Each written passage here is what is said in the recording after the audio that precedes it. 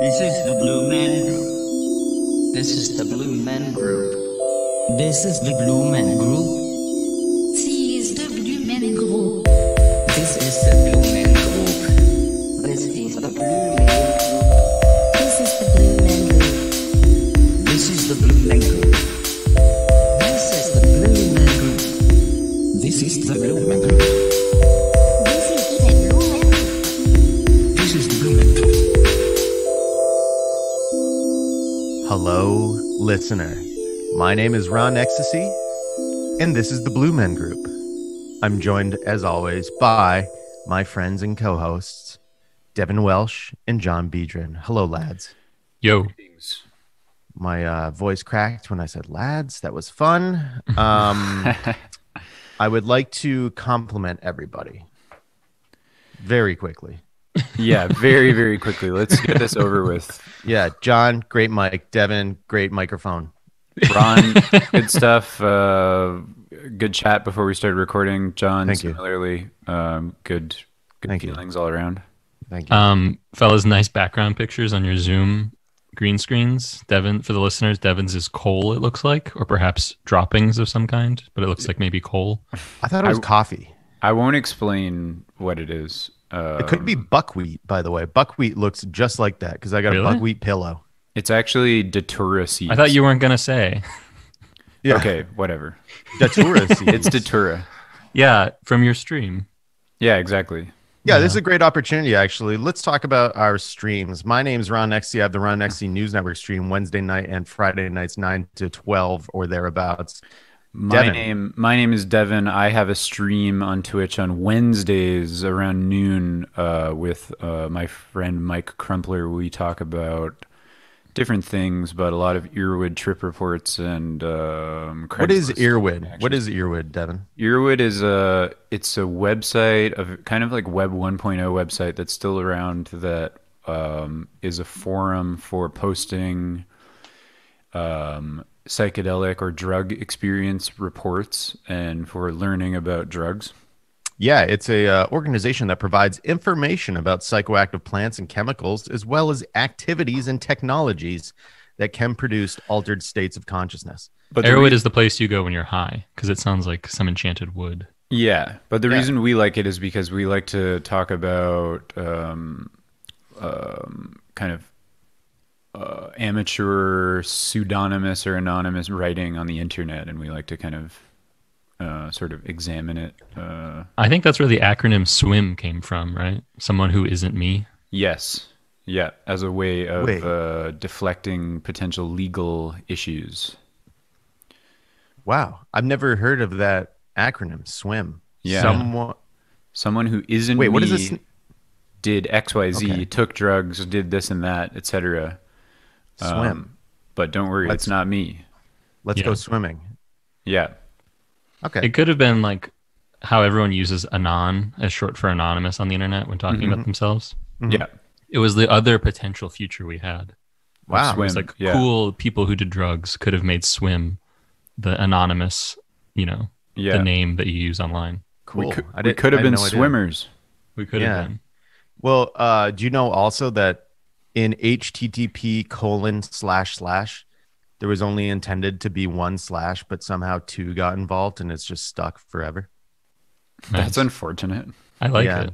That's according to Sir Tim Berners-Lee, inventor of the World Wide Web. All right, let's begin the show. Thank you, Devin. Oh, by the way, Um, my name's John Biedron. I don't have a stream. Don't try gotta and get- find me. we Not gotta get yet. John a stream. Yeah. I don't want to stream. I will not stream content for you. Oh, Don't follow my accounts. Wow. Okay. This is the John opposite Biedron is of- at DUSQS on Twitter, so please follow. Damn. Yeah. Okay. There he is, and that's the handsome group we have here that you cannot see because this is an audio podcast. But please take my word that these are two very handsome men that you're listening to. All right, let's jump right in as we always do. Let's find out this week in history.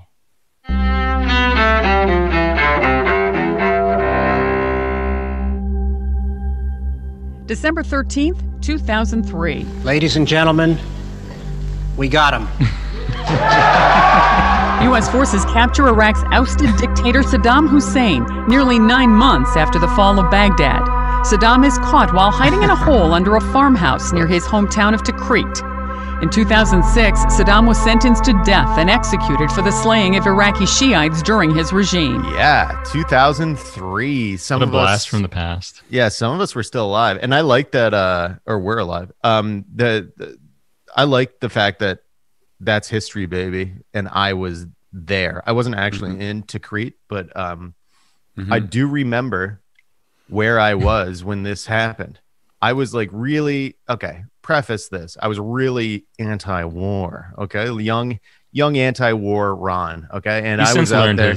He's since rectified his ways, and I'm very pro-war. Yeah, I'm extremely pro-war because I have major investments in Raytheon. So I remember I was on a field trip.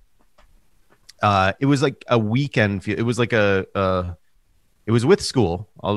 But we went on a longer trip with exchange students to Chicago.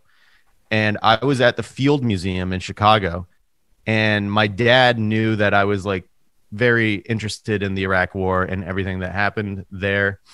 And he called me and he's like, "They got Saddam." And I was like, damn. I was more like, well, fuck, that's not going to change anything. Like the war's still going to keep going on. But then I remember my dad just like feeding me information because there wasn't, also it was like an early cell phone that I took on the trip. I think it might've been my mom's cell phone because it was like the trip where it's like, okay, you can take this and in case we need to call you. And then my dad's there was no smartphone, right? So my dad's just calling me every like half hour, relaying information from CNN. So it's, as you can imagine, you're patched in. Yeah, exactly. But then I remember also asking my dad, I was like, "Dad, where did they find him?" And they were like, "In a spider hole." Yeah, spider hole. That's the most vivid part of this whole story for me is the phrase spider hole. Yeah, I had no idea what it was. The most vivid part of the story for me is I remember the very important, embarrassing photo of him, his face when they first pull up the manhole or whatever, and you see, and he's filthy and he's dirty, and he's got the huge beard and stuff, and he's wearing that everywhere. He's wearing that like Victorian sleeping shirt that's like huge and baggy and very dirty. Yeah. And then the stock footage that went out from the U.S. military was him being like inspected for like lice and stuff like that. Yeah. And so embarrassing. That was just blasted all over media. And it's really interesting. Indignity. Obviously, like Saddam as a dictator was just that, like he was living a lavish lifestyle in palaces and had everything he could ever want for the past 30 years prior to 2003. And like, just now you're in a fucking spider hole and you're being inspected by U.S. military guys. It's pretty crazy. Yeah. But Time makes fools of us all.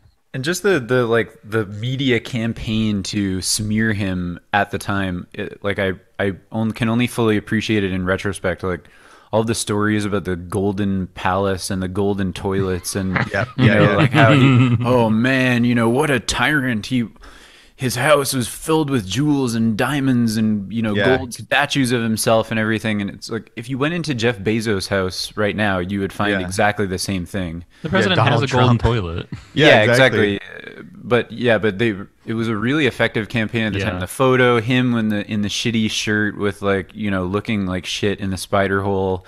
And then the stories of, the palace and everything. It was a really good media campaign.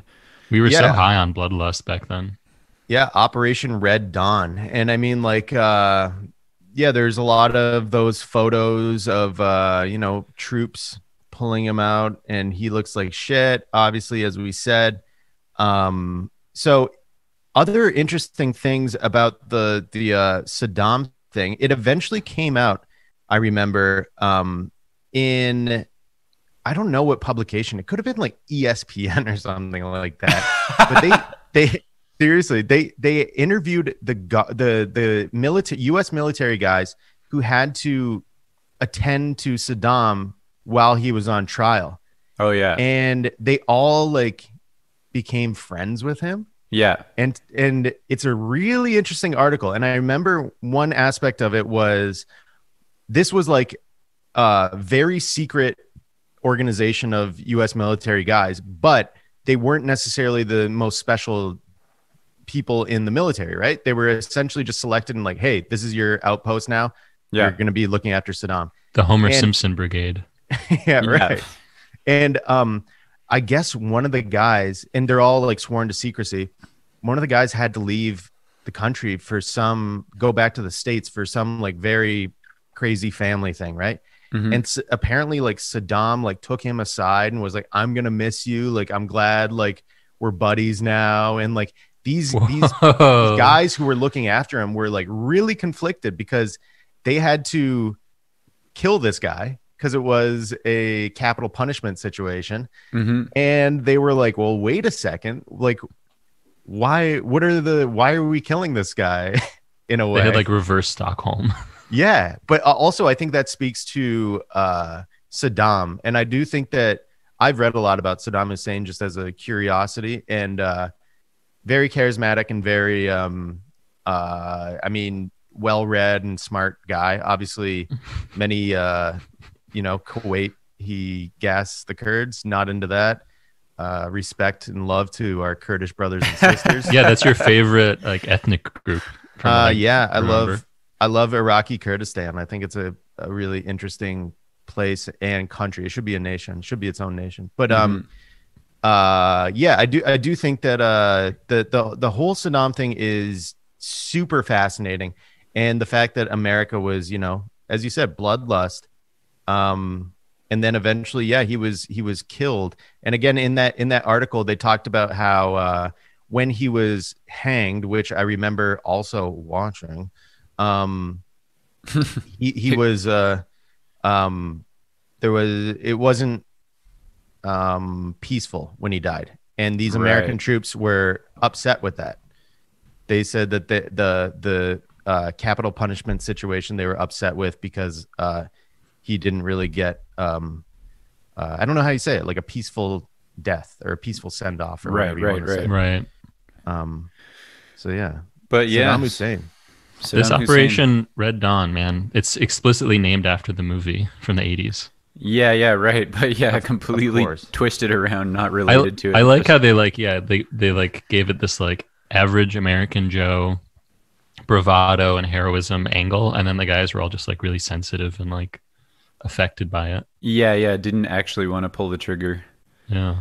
But their leaders, the guys calling the shots, they wanted the violent death.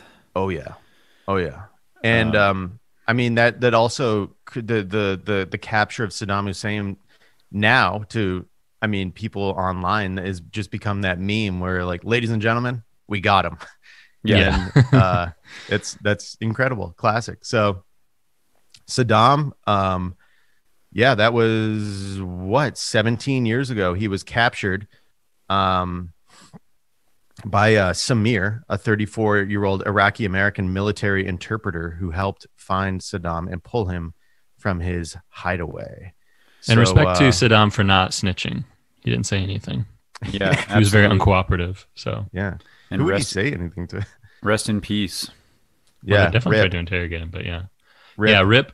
We're staunchly pro like Bosque Saddam podcast. You mean the Baathists? yeah. The Yeah. Baathist party? Yeah. Yeah. Yeah. Well, the Oh, yeah, Baathists, not Basque. the Baathists eventually just became instruments for ISIS. So they were like the not to get too into the weeds here, but they were the bureaucrats who knew how the system worked, and they were kind of windsocks to whoever had power. So once Iraq was kind of in shambles, the former Baathists were like, "Hey, do you want to know how the government works? Pay me money, and I'll do whatever you need because I know how it works." Sorry, So- I meant that we were pro Basque, the region between Spain and France, and that we were pro Saddam yeah. independently. Those are our only two pros. Yes, Yeah. that's right. So yeah, thanks. anyway, Saddam. Saddam Hussein, another casualty, of this veil of tears that we call this world. And, God bless. Yeah.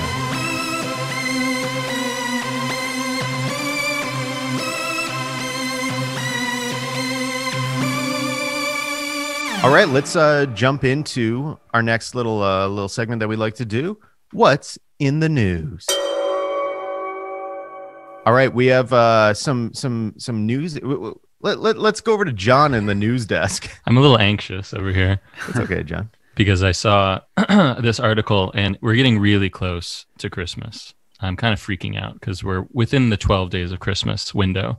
Yeah, here. it's actually like way too close. I looked the other day and I was like, whoa, Christmas is right around the corner. And I tried to introduce some Christmas content last week, and like Devin and I are in a poetry group, which some people have heard of, and I'm like writing poetry about Christmas, and I'm really in the spirit, and nobody seems to be biting. So I'm going to forcibly insert this story. Thank you. In this week's roundup. It's all too close. That's the that's why. But please, it's always just around the corner. You know, you never can get. Yeah, you got to live the Christmas lifestyle, otherwise it sneaks up on you. But so this story is pretty incredible, and it's the headline alone is like really good. Peruvian police dress as Santa and elves for drug raid, which is exactly what the story is. There's like barely any. Yeah. This isn't like this isn't misleading or like any kind of like, you know, there's no media critique here. Yeah. It was like there's a video of it too, and it's just two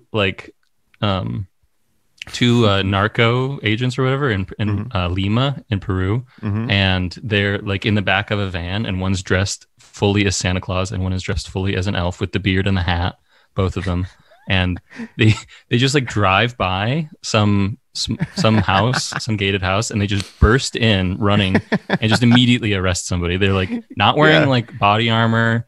They just tackle somebody. They run in, and apparently this is done as like to like retain the element of surprise, I guess. It just seems like something not of reality, purely out of a sitcom.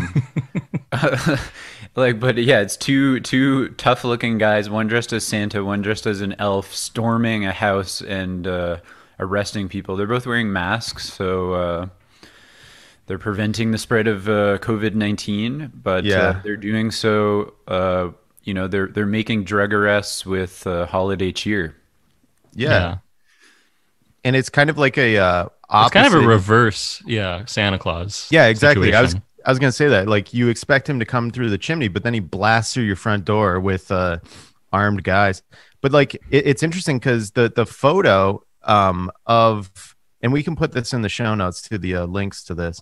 The photo of I guess we can't see it, but it looks like they have police.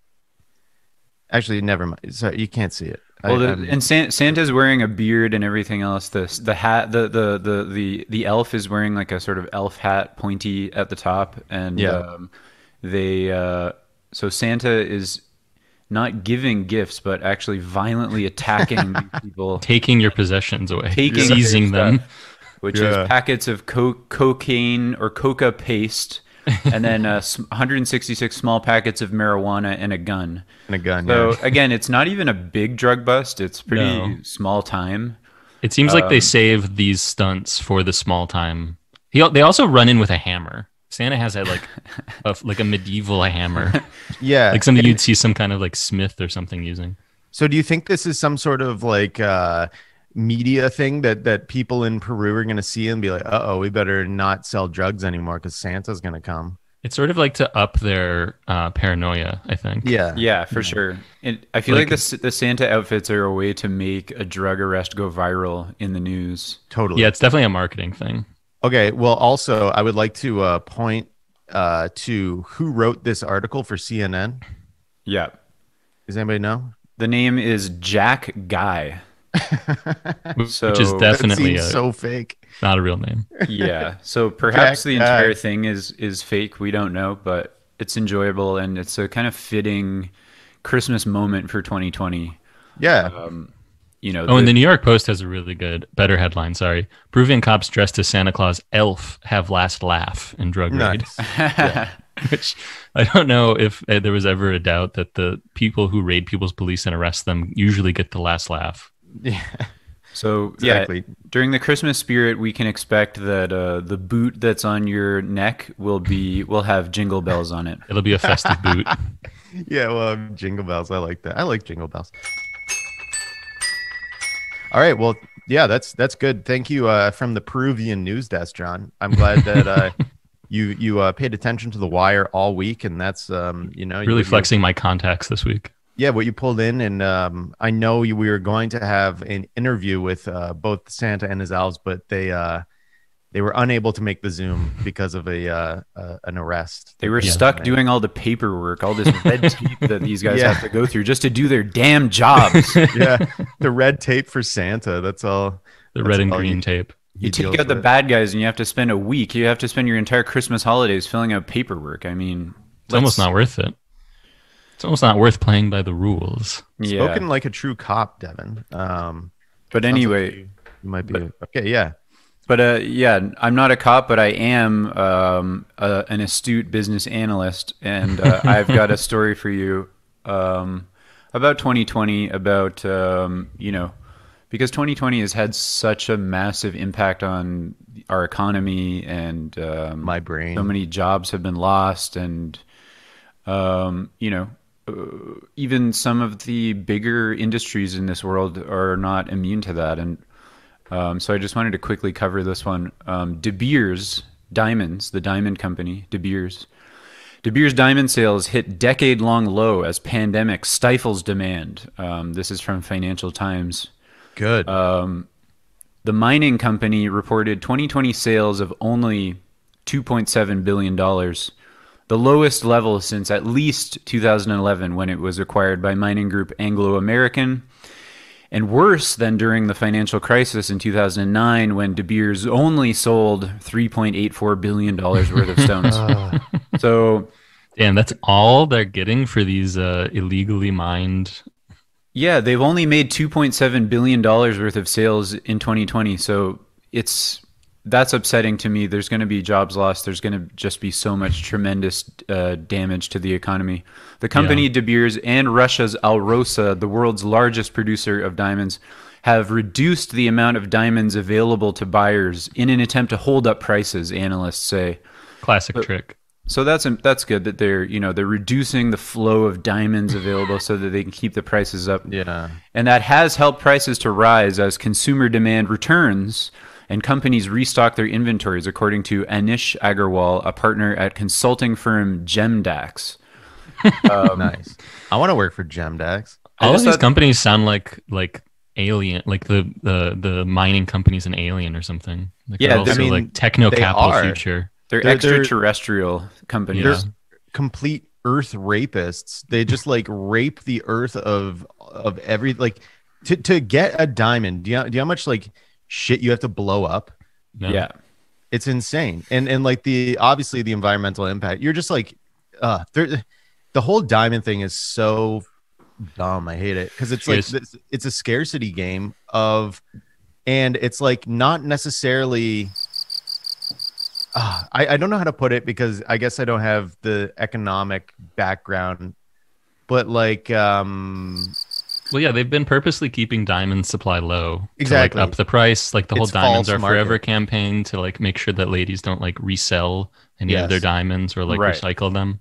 yeah. I thought this was a funny article to hit because the irony is so rich that I can't even swallow it. It's just too much. Right, and it's also like presented completely straight in this news article where it's like Yeah.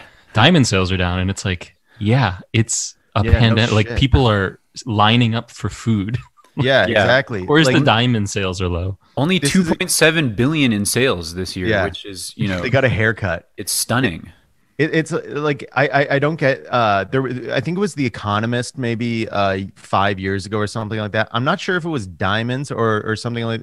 I think it may have been, but it was a tweet and that was like, why aren't millennials buying diamonds? And then somebody responded. They're like, I'm 38 and I work at a grocery store. Like, Yeah. like why am I Yeah. not buying diamonds? Like, Yeah. you got to Yeah. be kidding me. What's going on?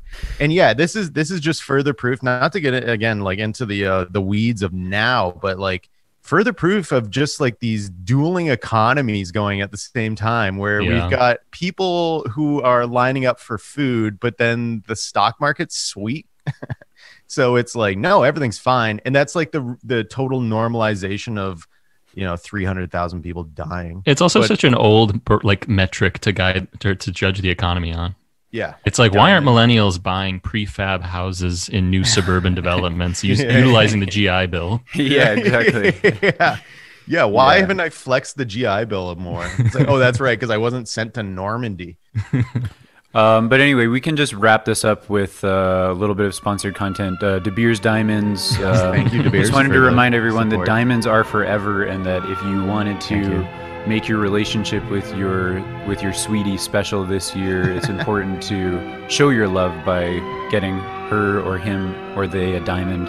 And we here at the Blue Man Group really love De Beers rose cut diamonds in particular. They actually sent us diamond studs as promotional consideration, and I'm wearing mine right now, and they're really, you guys look really great in nice. them. John's earrings are flashy. So I had them ultrasonically cleaned at my local jewelry hawker. So yeah, nice. That's great. Yeah, I accidentally ate one of the diamonds. So they say, why aren't millennials buying diamonds? Some are. Yeah.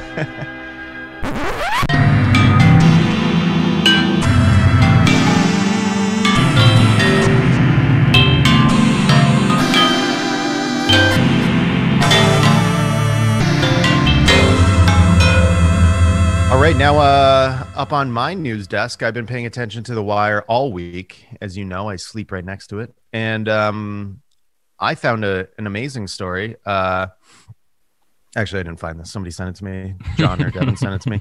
The headline is, so this is from The Guardian. Man who rode jet ski from Scotland to Isle of Man to see girlfriend jailed for COVID breach. Now, I fucking love this story.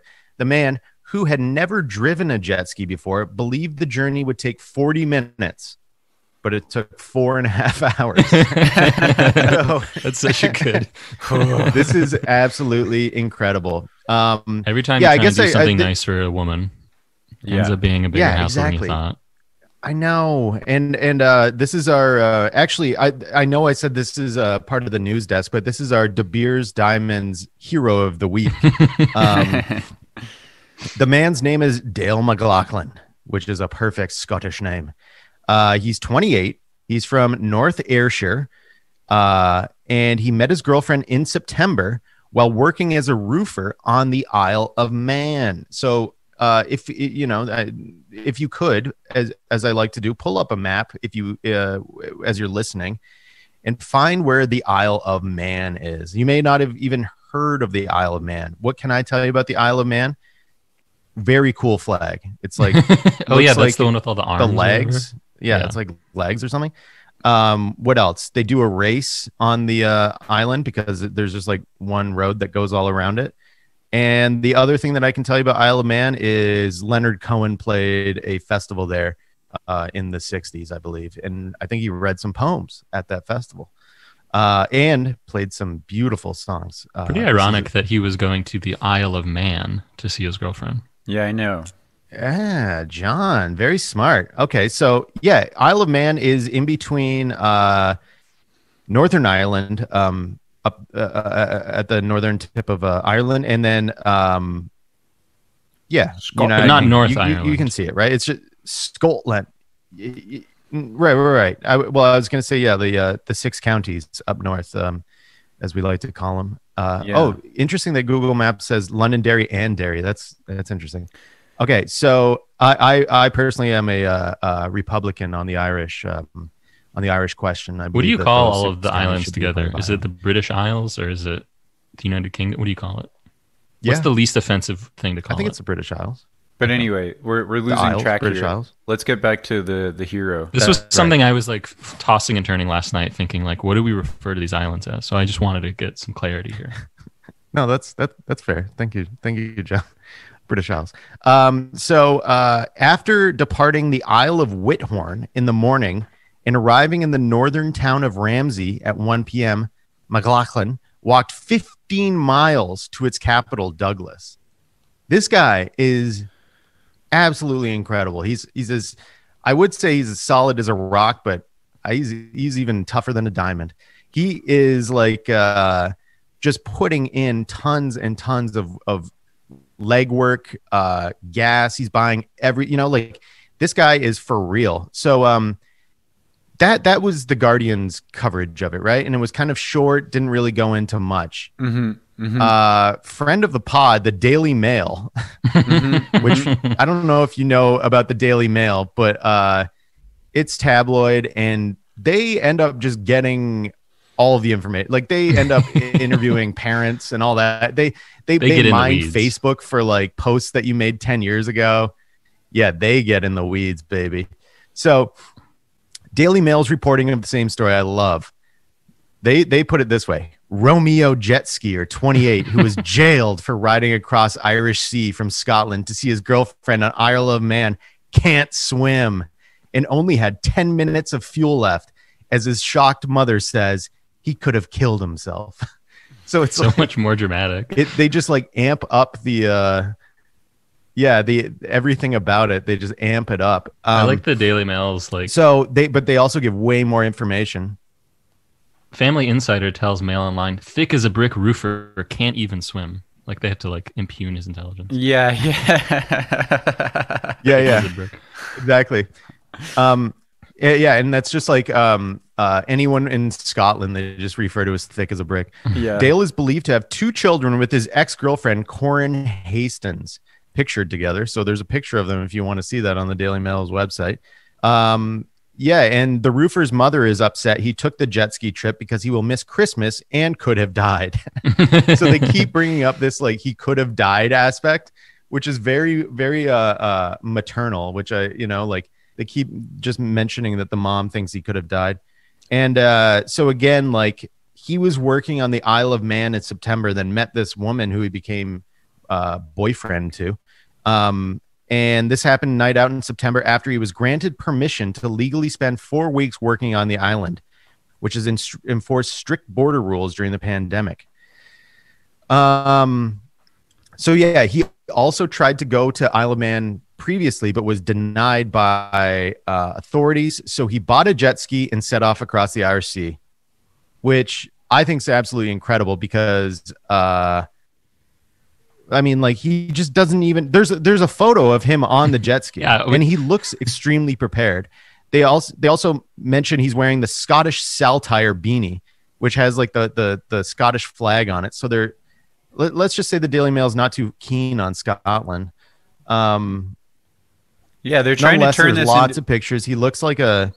They're trying to turn this into a story about, like a thick as a brick guy that kind of did something dangerous and potentially stupid. But I feel like this is probably one of the most heroic stories of the year. It's so romantic. Yeah, it's so romantic. He purchased the jet ski. That's the thing. He bought the jet ski, having never used one before, and not being able to swim. It's like there's something almost kind of, there's a death wish in this story. Well, Romeo jet skier, I mean... Yeah, exactly. He 2 star-crossed lovers. He could have died. It does look... I sympathize with this guy because you look at the map and you're like, that seems kind of close.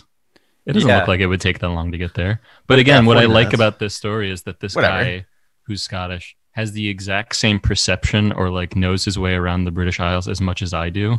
Yeah. Because I'm like, he was supposed to think, he thought it was going to be 40 minutes. It took him 4.5 hours. Do you imagine he got like halfway through and he was like, what the hell is going on? Yeah, I know.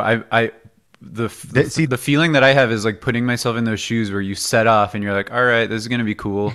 And then you get to the point and you turn around and you're like, oh, wait, I can't really see Scotland anymore.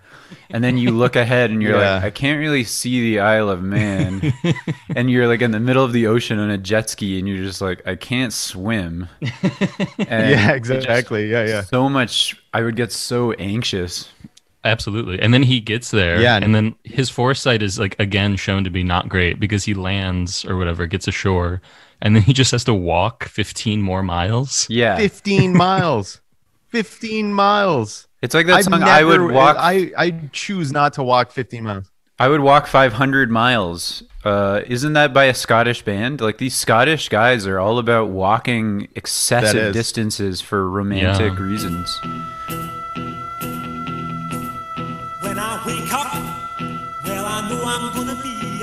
be the man who wakes up next to you. All right, everybody. Let's close up this episode with a segment that we've been trying to explore. I just feel that I don't know shit about China, and there's billions of people there. John definitely doesn't know shit about China, and It's true. Devin is where he will not. He doesn't say, he won't speak to me. He won't confirm or deny his China familiarity. So I'm kind of concerned with that. So what I didn't know in the past week is that China had its 14th 5-year plan meeting. Yeah. So they have these 5-year plan meetings, I guess, every 5 years. And guess what? They had their 14th one. That was what was so hard about getting this segment on the show, is the timing issue. Exactly. The last 5 years we've been trying to get it together, but Yeah, I know it's true. It's good timing that we're right on time for this new 5-year plan. It just dropped. It's it's intimidating that they are on their 14th 5-year plan. It's they started in 1953. I feel like I just tried, to give a little I tried to work on a 5-year plan a few years ago, but I only lasted like 6 months. nice. So I always thought of 5-year plans as being like, kind of businessy jargon, like stuff that like only middle managers really believe in, but apparently they work. yeah, I guess so. Yeah, well, I guess because I never understood it, because my line always used to be, and you can't use it anymore, but like 5-year plan, it's like YouTube has only been around for 6, but now it's been around for like 12 years or something, and then people be like, yeah, that's true. How can you predict the future? I'd be like, that's right. But that only worked for me for a little bit. But now I guess like Uber, like what's something that wasn't even around 5 years ago, or something like Cameo or OnlyFans or something like that, like 5-year plan. Get out of here. I'm day by day. I don't even know what I'm doing this afternoon. All right. So this website seems very helpful though for learning about China, chinabriefing.com. Yeah, I know. And they have emails that I think I might sign up for, so I can be even more, I can just annoy everyone with all my China knowledge. So Nice. Since 1953, China's 5-year plans have been the single most important guiding document, signaling the policy direction for the country's future economic and social development. So this is big. Okay. So I went through all of it. I read Chinese. I can do Mandarin, Cantonese, everything.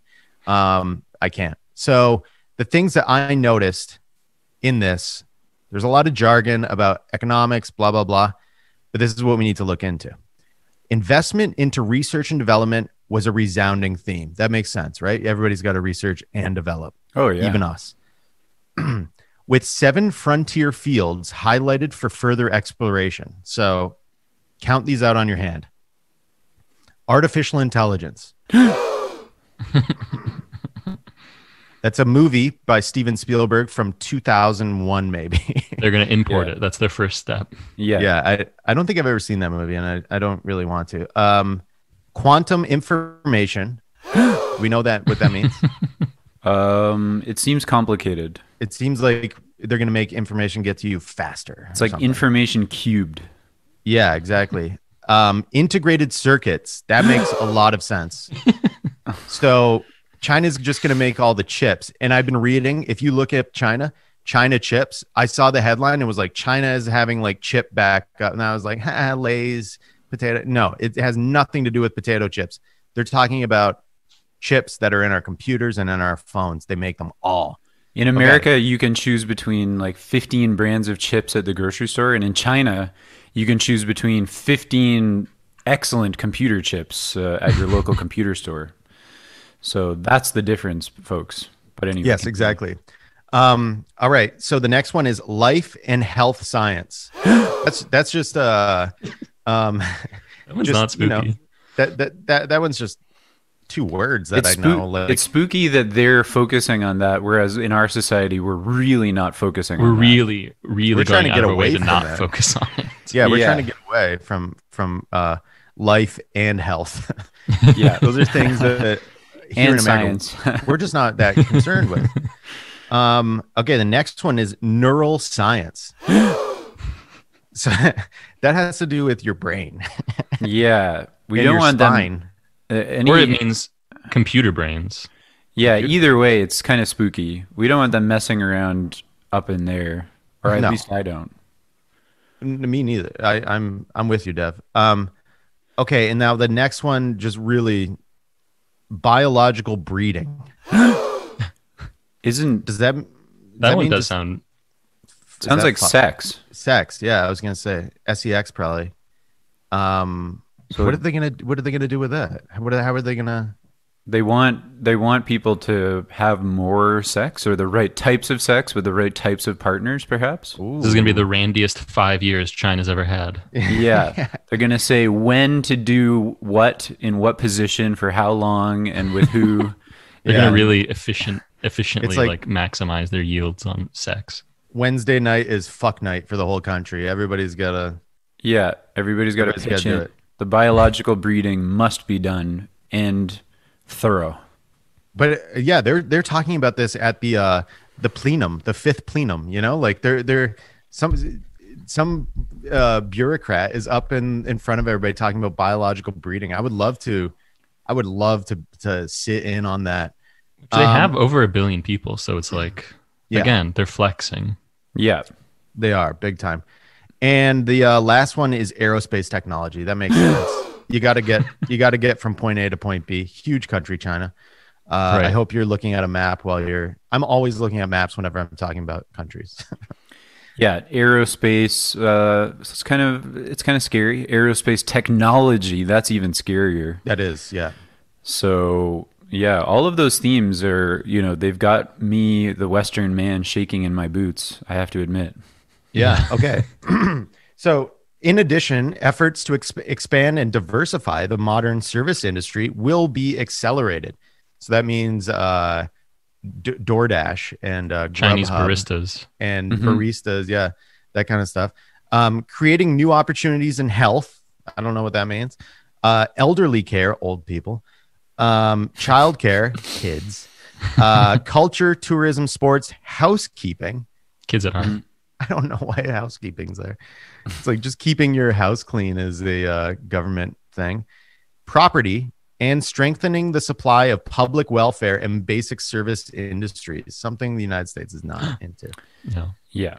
So Yeah. It's going to be funny when China has like a really strong welfare system, and then whenever like Americans point to like Scandinavian countries and they're like robust social welfare, everyone's always like, but they're tiny. Yeah. And then China's Yeah. going to have us like completely beat. yeah. Well, yeah. I was But they're reading about that too. Tiny. They're so small. Yeah. So in the China briefing, china-briefing.com. Brought to you by ChinaBriefing.com. Yeah, there is brought to you by De Beers.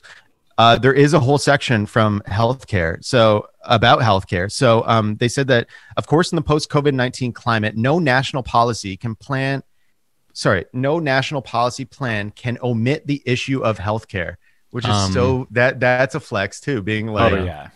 in the United States, you guys can't figure that shit out. That's Yeah, a China's slap whole in the 5-year face. plan is dabbing on us. It's just like, I know, Yeah. big time.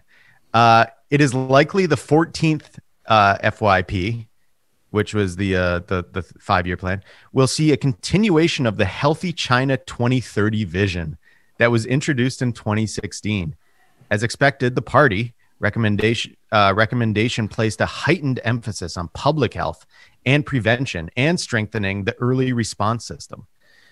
Rebalance medical resources, accelerate construction and hierarchical diagnosis and tiered treatment, blah, blah, blah. It's like, it's bureaucrat speak for we are going to strengthen our healthcare, I guess. Yeah, and the more big words they use, and the longer the plan is, as you're continuing the to read scarier it. it becomes. Yeah, the scarier it becomes in contrast to the plan in this society, which is not a plan.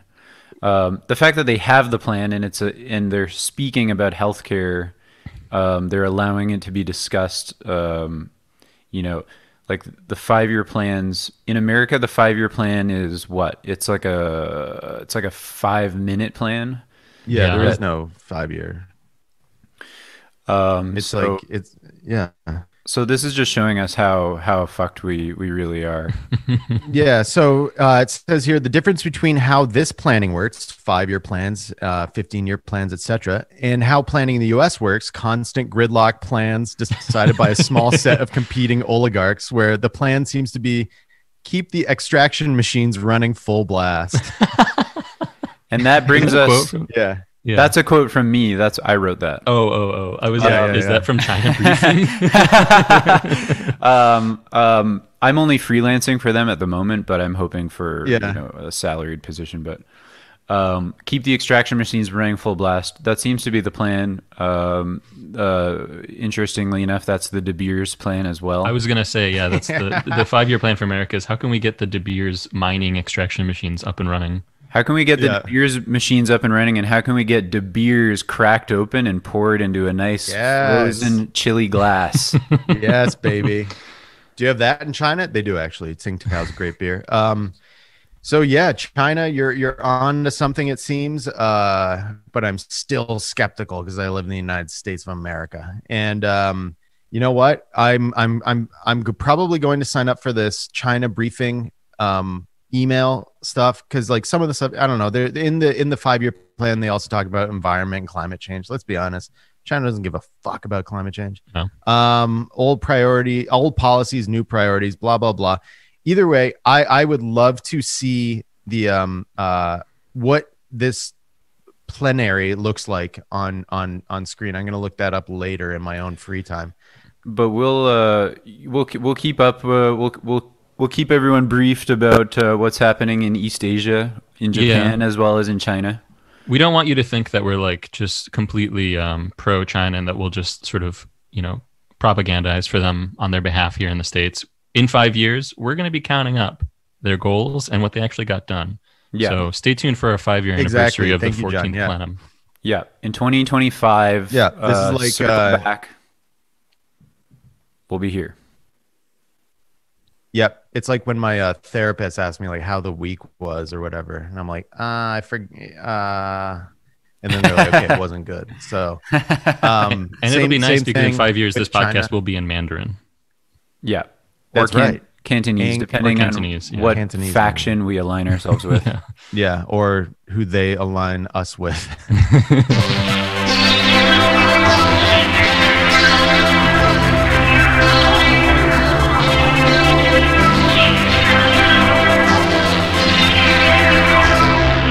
All right, now to actually wrap it up, let's take it quick with the border town of the week.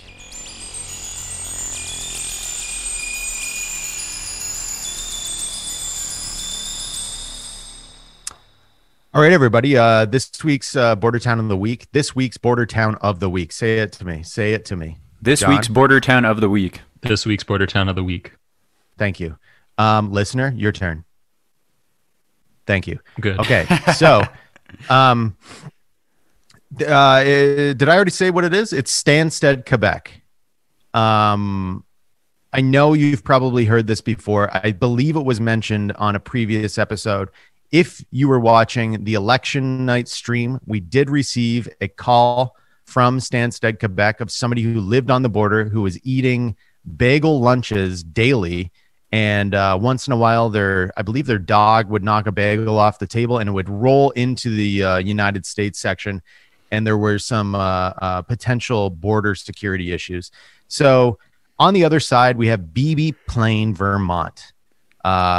Unsure of what goes on there, but I do like Vermont. I don't know. Dev, have you been to Vermont? I've been to Vermont once to play a show. College in Burlington. Actually, no, I've been to Vermont twice to play shows, both times. And yeah, it's a beautiful place. It kind of the architecture of the houses is very distinct, and it's got a really quaint, nice feeling to it. John, have you ever been? I haven't, no. Is that not New England? Is that more? Oh, it's New England, baby. Yeah. Do they? It's kind of French, right? Well, it's New England. Like, it's I mean, like, it's obviously we're like if you're looking at the map, Stansted, Quebec, right on the border, right? You see it there. I mean, there it obviously is some obviously French people or expatriates or whatever you want to say in those areas. I don't know if it's probably more historical, right? Like, because you have people like think about like Jack Kerouac, right? Like he was a Quebecer, or his parents were, or something like that, but he grew up in Maine or Vermont or something like that. So they were speaking it back in the day. Actually, there's a really interesting New York Times article from 10 plus years ago about the French language in Maine, which I always find interesting. Nonetheless, let's get back on track here. Stansted is an interesting place because there's this street called Canusa Street or Can USA Street. Unsure of exactly how people are pronouncing it. In French, it's Rue Canusa. Can USA take this street from us? Yes. It's the only part of the the Canada-US border that runs down the middle of the street. So the street separates BB Plain, Vermont, from the BB Plain area of Stansted, Quebec. I don't know if that made any sense, but basically, if you're driving on one side of the street, you're on one side of the border, and then if you are on that same street driving the other direction, you're on the other side of the border. Exactly. And if you pull a U-turn, you're in a world of pain. Yeah. You're in a world of pain. So local legend claims that a group of rather drunken surveyors, when given the task of determining the U.S.-Canada borderline in the region, nominally 45 degrees north parallel, or I don't know why I said parallel. 45th parallel is whatever. Deciding to place the border right through the center of the village along what is now Canusa Street, Can USA. I don't know how the fuck they say it. History's greatest party boys, land surveyors. Yeah, a sober land surveyor is something of myth only. Yeah, get out of here. If you're not surveying land with like a 6-pack in you, like And I don't know. buds. Yeah, come on. When you see those people with the like binocular thing on the tripod looking at stuff. I once in New York City was walking around and saw somebody doing some surveying, and I just stopped in front of it and was like pretending he was taking my picture. He laughed. It was good. So I have a little video here talking about this street. Let's take a listen. To be back probably about a quarter of a mile back on the state. They thought the border was going to be on the 45th parallel, and it's actually about a half a mile north. It's basically that mistake that we have today. So despite being in the wrong place, the border was never corrected, and so it's like the HTTP / thing. Yeah, John, yeah, it's called back. It's like just Very nice. The mistakes that drunken people make, make history. They truly do. Absolutely. And they never change it. Ron, one of my favorite bits Ron likes to bring up is like the drunk guy at Ellis Island, or like the guy who has a really bad hangover at Ellis Island. Yeah. And then you like tell him your like extremely ethnic name, and he's just like can't be hassled to like transcribe it properly. Yeah. It just wipes out family history centuries back. Exactly. Yeah. All because he like couldn't get a good night's sleep. Like the amount of power that Ellis Island guy had. And again, everybody back. I only assume that everyone back in the day was completely hammered, because like, what else are you gonna do? Like, there's way too much time in the day, so you may as well get hammered. And like, but then you have to put stakes in the ground. You have to give people citizenship or whatever it was back in the day. Like, it's nuts. So yeah, Stansted, I think is special. BB Plain on the other side. Love you. Love what you got going on over there. I like what we're developing here with these border town of the weeks, where we're seeing that the border, what initially appears to be a very kind of logical, consistent, standardized thing, is actually incredibly kind of piecemeal and complicated and just full erroneous. of little, I mean, it's erroneous, it's illusory, but it's also just full of these little weird thorny issues and mistakes, and kind of the border is much more, it's much more of a complicated thing than it may first appear. My favorite thing about this segment is going to the Wikipedia page to these towns I've never heard of, and then all of the photos on Wikipedia are taken from someone's car. Like they can't bother getting out, so it's like mostly just pictures of the roads. Yeah. Yeah. No, it's somebody who's just like a spectacular. Wikipedia completionist, just like driving through, like, I need to take a picture for this article. Yeah. And then move on to the next I town. love it. And just furthering my obsession with borders, having to cross the border a ton as a kid, the Canadian-U.S. border, and just wondering, like, why is this here? Like, what is this? And like, what kind of construct is this that we're doing? And then also, like, having spent a little time in Germany when I was younger, I got to like really look into the old Grenze, as they call them, of East and West Germany. I was really fascinated by those because they have those like watchtowers. Obviously, I got to go up in one. It was pretty interesting. But I mean, not to be cheesy, but it's pretty amazing that Canada and the U.S. for the most part have a beautifully peaceful border, which is good. And that's kind of been the reprise from most politicians whenever an American. It's been a long time since an American politician has given a speech at the Canadian Parliament. I believe Obama may have done one, but I know Clinton definitely did. And it's very rare for a Canadian leader to speak to American government. But when they do, maybe Pierre Trudeau was the last. When they do, it's generally that's all they kind of harp about, is how peaceful and loving our border is, except it is sealed tight right now because of a virus.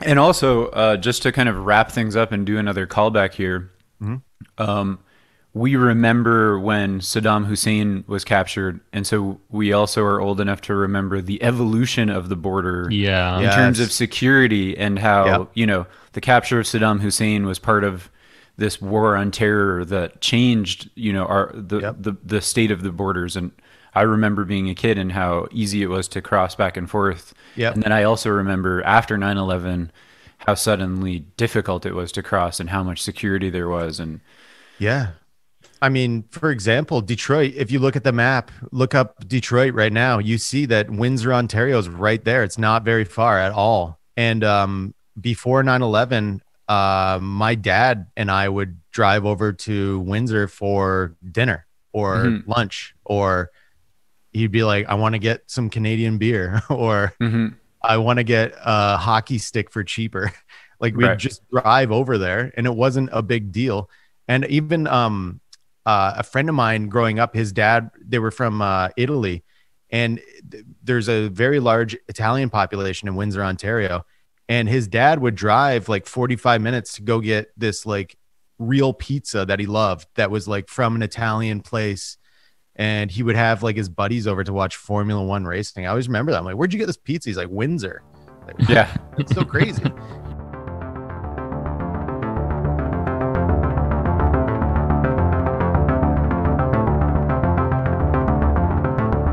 Well, thanks, guys. And thanks to De Beers Diamonds for giving us these diamond studs that we're wearing. You can't see them, but they look spectacular. For the listener, picture the most like highest clarity cut diamond you can think of, and you're starting to get in the ballpark of the quality of these De Beers diamonds. That's right. They're shiny as hell. Guys, thanks so much. And we will see you later. Thank you. Thank you.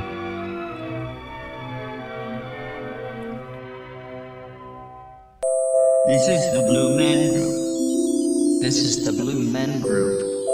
This is the Blue Man Group. This is the Blue Man Group.